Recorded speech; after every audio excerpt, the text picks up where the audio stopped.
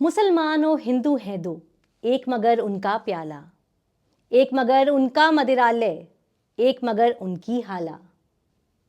दोनों रहते एक न जब तक मस्जिद मंदिर में जाते, बैर बढ़ाते मस्जिद मंदिर, मेल कराती मधुशाला। आदाब, अदब और तहजीब के इस सफ़र में आपका फिर से इस्तकबाल है। मेरे द्वारा पढ़ी गई इन पंक्तियों से आप समझ ही गए होंगे कि आज मैं याद करने जा रही हूँ हिंदी साहित्य के एक अजीम पोएट को, हरिवंश राय बच्चन।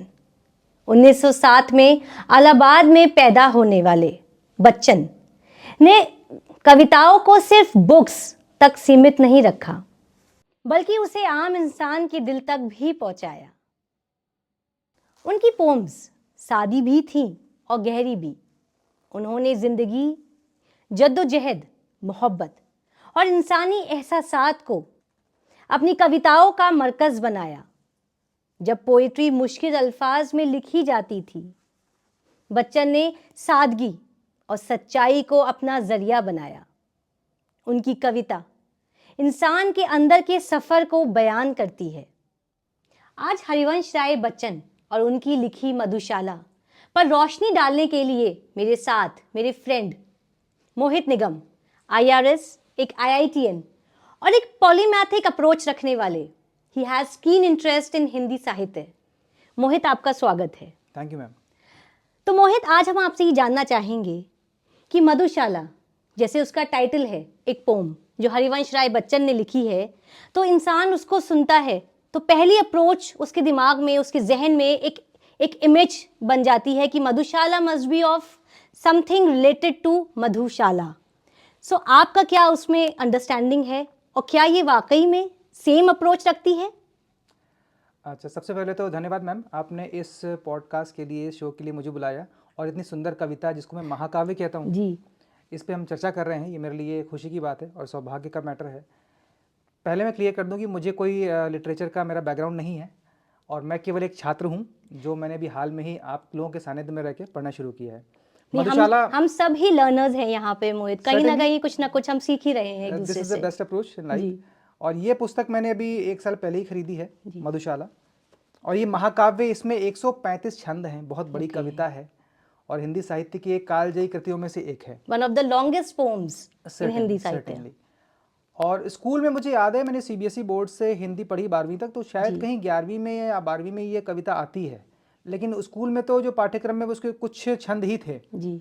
तो हमें इसका बड़ा इंतजार था कि मधुशाला किस दिन पढ़ी जाएगी, क्योंकि उस किशोरावस्था में तो मधुशाला का मतलब वही था, मैखाना और जो जहाँ पे मदिरा मिलती है। तो कहीं ना कहीं एक फन एलिमेंट उसमें होगा जरूर, इंसान सोचता है। कौतूहल, जनरली जब चीजें प्रोहिबिट होती हैं तो उसके प्रति कौतूहल होना मानव स्वभाव है, अट्रैक्ट हो जाता है। तो कॉमन मासेस में भी जो छवि है वो मधुशाला मतलब कुछ मधु से संबंधित ही होगी, मधु की शाला। लेकिन जब मैंने इसको पढ़ा तो मुझे लगा कि इसमें जीवन के और विश्व के कई सारे आयामों को समेटा है महाकवि ने, बच्चन जी ने, और कई जगहों पे ये लागू होती है, रेलेवेंट है, आज भी पूरी तरह रेलेवेंट मानता हूँ इसको मैं। और अभी इसको चर्चा करेंगे हम कि किस प्रकार कवि ने हर चीज में मधुशाला का वर्णन किया है, हर चीज में मधुशाला का कुछ हमें इनकी जो पंक्तियों का अंडरस्टैंडिंग प्लीज हमें बताएं। हाँ, देखिए, इसने क्या है कि कविता ने में पहले ही कवि ने इसको परिभाषित कर दिया है कि क्या है ये मधुशाला से इनका अभिप्राय क्या है, जो इस पुस्तक के पीछे ही लिखा है। भावुकता अंगूर लता से खींच कल्पना की हाला, कवि साकी बनकर आया है भरकर कविता का प्याला। क्या बात है। कभी न कण भर खाली होगा, लाख पिए 2 लाख पिए, पाठक गण है पीने वाले, पुस्तक मेरी मधुशाला। ये पुस्तक ही मधुशाला है जी। ये तो इन्होंने चौथे छंद में इसका वर्णन कर दिया है। फिर इसके कुछ छंद हैं जिनमें से मैंने कुछ सेलेक्ट किए हैं जो मुझे बहुत पसंद है।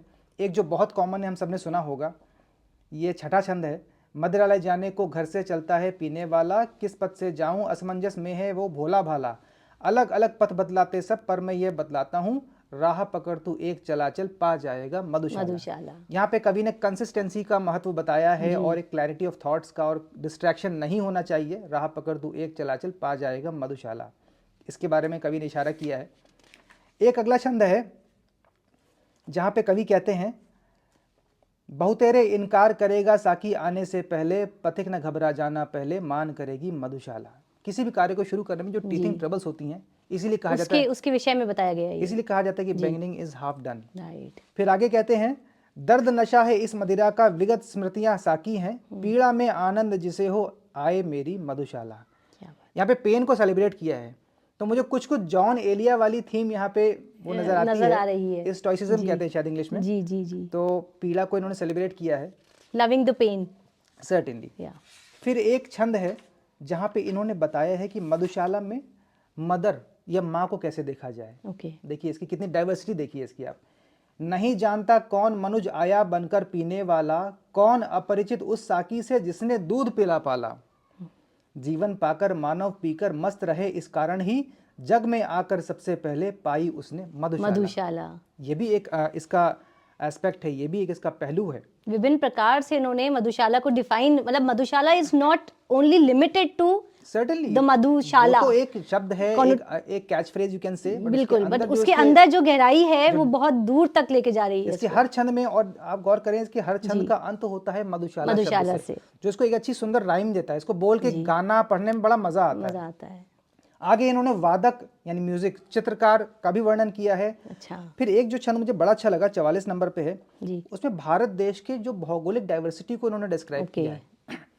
हिम श्रेणी अंगूर लतासी फैली हिम जल है हाला, चंचल नदियां साकी बनकर भरकर लहरों का प्याला। क्या बात। कोमल कूल करो में अपने छल काती निशिदिन चलती, पीकर खेत खड़े लहराते भारत पावन मधुशाला। क्या बात है। हमारा देश एक कृषि प्रधान देश है और कृषि के लिए पानी की जरूरत होती है, और पानी हिम श्रेणियों से आता है जी। तो उसका वर्णन उन्होंने इस छंद में किया है। बहुत खूबसूरत तरीके से उसका वर्णन किया। देश के भूगोल को उन्होंने इस पैराग्राफ में, इस छंद में, इस रुबाई में समेट दिया। वाह मोहित, बहुत खूब। जो रुबाइयाँ आपने हमें सुनाई वो बहुत ही दिलचस्प और इंटरेस्टिंग लगी मुझे, और मुझे लगता है कि मुझे भी उन्हें पढ़ना चाहिए। और इसमें कहीं ना कहीं बहुत फिलोसफिकल एस्पेक्ट भी रहा है। इसको लिखते टाइम हरिवंश राय बच्चन के दिमाग में, उनके ख्यालात में कुछ फिलॉसफी ज़रूर छुपी होगी। तो आपको क्या लगता है कि क्या है इसके पीछे, क्या फिलॉसफी हो सकती है? इस महान कविता को कवि ने जब लिखा, जब उनकी आयु शायद 27-28 वर्ष थी। बहुत तो कम। कितनी कमाल की बात है कि इतनी गहरी कविता, इतनी गहराई, इतनी इंटरेस्टिंग और हर तरह से लयबद्ध कविता को लिखा है। तो फिलोसॉफी की जहाँ बात है तो हर जगह इसमें फिलोसॉफी नजर आती है। बिल्कुल। थोड़ी जरा इसमें एक छंद है जो दिखाता है कि मधुशाला कितनी पुरानी है। अच्छा। सोम सुरा पुरखे पीते थे हम कहते उसको हाला, द्रोण कलश जिसको कहते थे आज वही मधुघट आला। वेद विहित यह रस्म न छोड़ो वेदों के ठेकेदारों, वेद विहित यह रस्म न छोड़ो वेदों के ठेकेदारों, युग युग से है पूछती आई नई नहीं है मधुशाला। बहुत एंशिएंट इसके अंडरपिनिंग्स हैं जी। और फिलोसफी की जहाँ बात है तो हाँ, एक इसमें छंद है 57 और 59 जहाँ पे समाज सुधार की एक थीम बताई गई है। बहुत रोचक मुझे ये चीज़ लगी। हमारे देश में कई सारी कुरीतियाँ थी, जैसे अनटचेबिलिटी, जातिवाद, तो उसको एड्रेस करते हुए इन्होंने बात कही है। कभी नहीं सुन पड़ता इसने हा छू दी मेरी हाला, कभी ना कोई कहता उसने जूठा कर डाला प्याला। सभी जाति के लोग यहाँ पर साथ बैठकर पीते हैं, 100 सुधारकों का करती है काम अकेले मधुशाला। क्या बात है, बहुत गहरी बात, बहुत गहरी बात। एक मधुशाला के जरिए जी जी जी लोगों का किस तरह मिलना चाहिए। मोहित, मैं यहाँ आपको एक बात बताना चाहूंगी। जो वर्सेस अभी आप पढ़ रहे थे मधुशाला के, उसी से मिलते जुलते कुछ अल्फाज बशीर बदर साहब ने भी कहे हैं। और वो लिखते हैं कि न तुम होश में हो न हम होश में हैं, न तुम होश में हो न हम होश में हैं, चलो मैं कदे में वही बात होगी। तो ये एक बहुत खूबसूरत अदबी इत्तेफाक है कि दो शायरों ने एक ही बात कही है। Certainly ma'am. कम्युनिज्म, हिंदी में साम्यवाद कहते हैं, उस पे भी उनकी एक टिप्पणी है 59वें छंद में।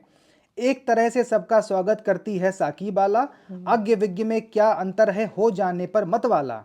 रंक राव में भेद हुआ है कभी नहीं मदिरालय में, साम्यवाद की प्रथम प्रचारक है यह मेरी मधुशाला। क्या बात है, बहुत खूब। और एक फिलॉसफी हम लोग मानते हैं YOLO, YOLO, you live only once. तो आगे कहते हैं एक बार ही तो मिलनी है जीवन की ये मधुशाला, ये भी आगे लिखा है।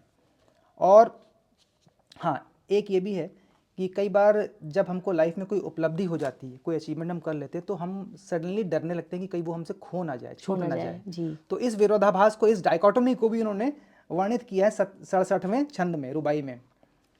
खोने का भय हाय लगा है पाने के सुख के पीछे, मिलने का आनंद न देती मिल करके भी मधुशाला। बहुत खूब।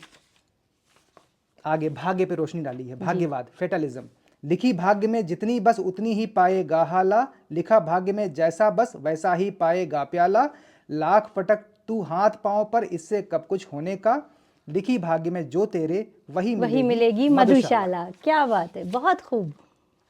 हाँ, एक बड़ा स्ट्रॉन्ग फिलोसॉफिकल मैसेज जो मुझे 97th स्टैंजा में नजर आया, ये मुझे मेरा फेवरेट छंद है, जरा इस पे जरा गौर फरमाते हैं।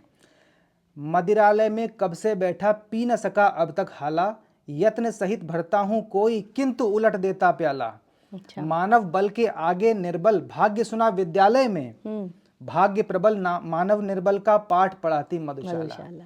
भाग्य प्रबल मानव निर्बल का पाठ पढ़ाती मधुशाला। इसका मतलब स्कूली वर्षों में हमें सिखाया जाता है कि हम सब कुछ अपने कर्म के जरिए हासिल कर सकते हैं। जिंदगी कर्म प्रधान है और भाग्य कुछ भी नहीं है। मेहनत करें। लेकिन जीवन की मधुशाला ये सिखाती है कि भाग्य प्रबल है, मानव निर्बल है। यहाँ पे लक या भाग्यवाद को इन्होंने हाईलाइट किया है, वेरी स्ट्रॉन्ग मैसेज है। आजकल मैं एक और किताब पढ़ रहा हूँ, फूल्ड बाय रैंडमनेस, अच्छा, नासिम तालिब द्वारा। तो उसमें भी यही है कि हिडन चांस ऑफ लक, तो मुझे कहीं ना कुछ सिमिलैरिटीज नजर आती हैं। वाह मोहित, बहुत अच्छी बात मधुशाला में कही गई है। और जहाँ पे हम भाग्य की बात कर रहे हैं, डेस्टिनी की बात कर रहे हैं, तो वहाँ लाइफ स्ट्रगल्स को हम नहीं छोड़ सकते पीछे। तो मधुशाला लाइफ स्ट्रगल्स के बारे में क्या कहती है? जी मैम, कुछ छंद हैं जो लाइफ के संघर्ष को भी इंगित करते हैं जी। उसमें एक स्टैंजा ऐसा है जो मुझे, हमारे देश में कई सारी प्रतियोगी परीक्षाएं होती हैं, अच्छा, कॉम्पिटिटिव एग्जाम्स जिसे हम कहते हैं, आईआईटी, कैट, उसमें भर भर के लोग लगे रहते हैं, चंद सीटें होती हैं, लोग कई वर्षों तक बहुत मेहनत करते हैं। हम सबने भी वही रगड़ा झेला है। जी, तो ये पैराग्राफ मुझे उस पर बड़ा एप्ट लगता है, 101वां और 102। जी प्लीज हमें सुनाएं। साकी जब है पास तुम्हारे इतनी थोड़ी सी हाला, क्यों पीने की अभिलाषा से करते हमको मतवाला। क्या बात है।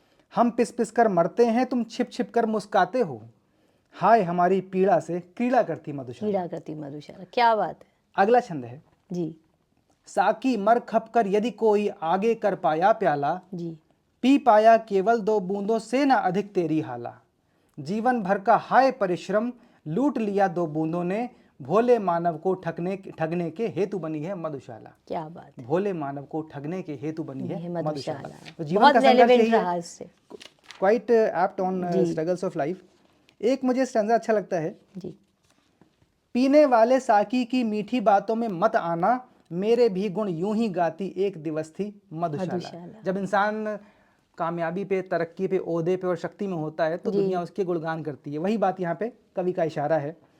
फिर आगे एक अच्छी सी बात कही है एक और मुझे, कितनी आई और गई पी इस मदिरालय में हाला, टूट चुकी अब तक कितने ही मादक प्यालों की माला, कितने साकी अपना अपना काम खत्म कर दूर गए, कितने पीने वाले आए किंतु वही है मधुशाला। ये दुनिया लोग आ रहे हैं, जा रहे हैं, शो मस्ट गो ऑन। बिल्कुल, मधुशाला वही है। एक long scale of time and space पे हमारा अस्तित्व बहुत ही नगण्य है। और हाल ही में मैंने एक पुस्तक पढ़ी है 4000 वीक्स बाय ओलिवर बकमैन। तो उसमें एक सिद्धांत दिया है, कॉस्मिक इनसिग्निफिकेंस थेरेपी, हिंदी में कहते हैं ब्रह्मांडी नगण्यता की जो सिद्धांत है कि ब्रह्मांड के स्केल पर हम सब नगण्य हैं और हमेशा सब कुछ बीत जाएगा, जो इंग्लिश में कहते हैं दिस टू शैल पास, लेकिन the show must go on. कितने साकी अपना अपना काम खत्म कर दूर गए, कितने पीने वाले आए किंतु वही है मधुशाला। ये पैराग्राफ मुझे बहुत सुंदर, बहुत सुंदर, बिल्कुल। तो मोहित, जैसे मधुशाला ने डीप फिलॉसफी के बारे में बताया, मधुशाला हमें सोसाइटल इश्यूज की तरफ भी लेके गई, वैसे ही कहीं ना कहीं मुझे लगता है कि मधुशाला का मूड मस्ती से भी जुड़ा है। तो आप उसके बारे में हमें बताएं कि कहाँ कहाँ आपको लगा कि कवि ने जो बातें कही वो कहीं ना कहीं मस्ती में भी कहीं हमें उसको लाइटर नोट पे लेके गया, वो उसने बहुत डीप बातें करी लेकिन लाइट मूड में करी। जी मैम, जो इसको पढ़ने का जो लय है और जिस तरह से उन्होंने लयबद्ध रिदमिक एक तरीके से उन्होंने, जैसे पढ़ने में मजा आता है। हाँ। इसको बोलने में मजा आता है। अगर आप इसको पढ़ेंगी तो आपको लगेगी इसमें एक गीत जैसा कुछ माहौल है जी। हालांकि आगे के छंदों में कवि ने फिर से कुछ क्लैरिफिकेशन दिए हैं। अच्छा। 120वें छंद में, 121वें में कवि ने फिर से बताया है कि मधुशाला पहले तो कहता है कि दर्द को सेलिब्रेट करना है, स्टोइसिज्म। यहाँ पे कुछ और बात कही है, देखिए। वह हाला कर शांत सके जो मेरे अंदर की ज्वाला, जिसमें मैं बिंबित प्रतिबिंबित प्रतिपल वह मेरा प्याला। अब यहाँ क्लैरिफिकेशन है जी। मधुशाला वह नहीं जहाँ पर मदिरा बेची जाती है, भेंट जहाँ मस्ती की मिलती मेरी तो वो मधुशाला। क्या बात है। मधुशाला वो नहीं जहां पर ये पूरा सेंस ने पूरा बदल दिया। सर्टेनली एक हेडोनिस्टिक फिलॉसफी जिसे कहते हैं, और ये ऑपोजिट है 14वें छंद का जहां पे था पीड़ा में आनंद जिसे हो आए मेरी मधुशाला। ये क्लैरिफिकेशन है। फिर कवि ये भी कहता है कि इस दुनिया में हर किसी को नशे का कुछ एक उनका, हर किसी के पास एक नशा है। किसे नहीं पीने से नाता, किसे नहीं भाता प्याला, इस जगती के मदिरालय में तरह तरह की है हाला, अपनी अपनी इच्छा के अनुसार सभी पी मदमाते, एक सभी का मादक साकी, एक सभी की मधुशाला। यहाँ मुझे एक फिल्म थी शराबी, उसमें गाना था कि नशे में कौन नहीं है मुझे बताओ जरा, नशा है सबको मगर रंग नशे का है जुदा। ये बात यहाँ पे इंगित होती है। वो भी शायद अमिताभ बच्चन की मूवी है, शराबी फिल्म का ये गाना है। लोग कहते हैं मैं शराबी हूँ। तो इन छंदों में कवि ने फिर से इसका मूड चेंज किया है, और यहाँ पे 135 छंदों के बाद एक अपेंडिक्स है जहाँ पे इन्होंने 4 और स्टैंजाज लिखे थे बाद में। उनमें से जो मुझे बड़ा अच्छा लगता है, हम ये मानते हैं कि हरिवंश जी ड्रिंक करते होंगे या उनका रुझान रहा हो, बट ऐसा नहीं है। He was a teetotaler. Okay. और उसको एक्सप्लेन करते हुए वो बताते हैं एक सप्लीमेंट्री छंद में जो इन्होंने परिशिष्ट में दिया है। स्वयं नहीं पीता औरों को किंतु पिला देता हाला, स्वयं नहीं छूता औरों को पर पकड़ा देता प्याला, पर उपदेश कुशल बहुतेरों से मैंने ये सीखा है, स्वयं नहीं जाता औरों को पहुंचा देता है मधुशाला। क्या बात है। ये इस प्रकार मैंने इनके कुछ चयनित छंद सुने और बहुत अच्छे। और इन पंक्तियों में जो आपने लास्ट में हमें बताई हरिवंश राय बच्चन जी के बारे में, ये जान के बहुत सरप्राइज हो गई मैं, और हमारे व्यूअर्स भी सरप्राइज हो गए होंगे कि हरिवंश राय बच्चन जिन्होंने मधुशाला जैसी इतनी लंबी कविता लिखी, उन्होंने कभी भी मैं को नहीं छुआ। तो आज की इस गुफ्तगू को हम यहीं ख़त्म करते हैं, लेकिन मधुशाला यहीं ख़त्म नहीं होती। तो आज की बात से ये तो पता चल गया कि मधुशाला सिर्फ मधुशाला के बारे में नहीं है, बल्कि दुनिया और ज़िंदगी के हज़ारों एस्पेक्ट्स को कवर करती है। अब तो मेरा भी मन कर रहा है कि इस बड़ी कविता को ध्यान से पढूं और समझूं।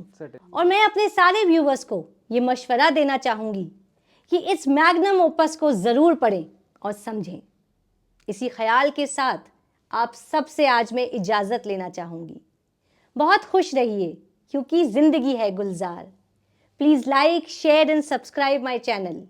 बेल आइकन दबाना ना भूलें। शुक्रिया।